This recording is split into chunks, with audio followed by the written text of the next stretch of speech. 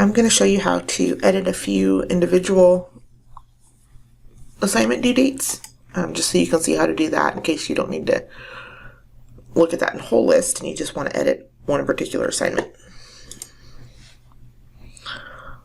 So let's look at one of these. We're looking at an assignment Dropbox first. Go ahead and click on the assignment and then click Edit. And then scroll down to the bottom. You'll see the default is that it's assigned to everybody. And then go ahead and choose your due date. If you have a due date, say your due date's out of the 19th, and maybe you don't want it available from the 12th, maybe you want it available from the 15th, you can do that.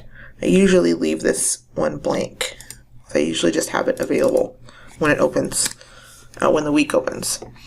I do sometimes add a cutoff date for a couple days after the due date. So if I have the 19th, I might choose the 21st as my cutoff date. And you can go in here and adjust the times a little bit. So if I want to be due at 8 p.m., then my cutoff is like 10 a.m. I can do that. You can also leave the cutoff date off if you're not too worried about late work, or you're lenient with late work. You're welcome to leave that off as well. If you have a student with accommodations and they need separate due dates, on this same page, click Add. And then when you click on this Assign To, the names of your students will pop up. And I think you can actually start to type it first. Type it as well, and the name will pop up. I'm not going to do that, just to leave my students' names off of here. And then you can choose that person's due dates.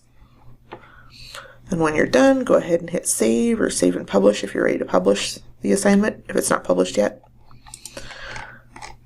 So let's go back and take a look at a discussion forum.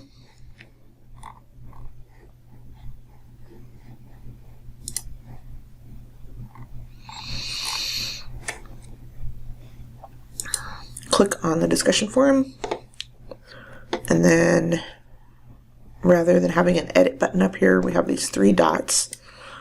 Click on the three dots and click Edit. You might need to, it does have available from dates. So you could kind of use the until date as a due date.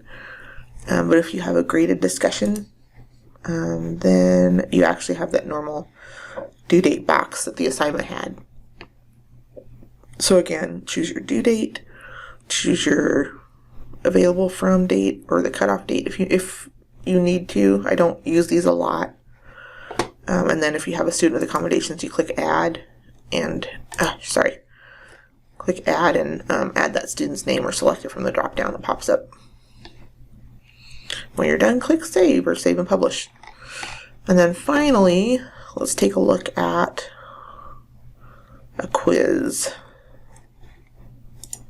I've only got the one quiz, so let's do a new quiz. Ooh, nice.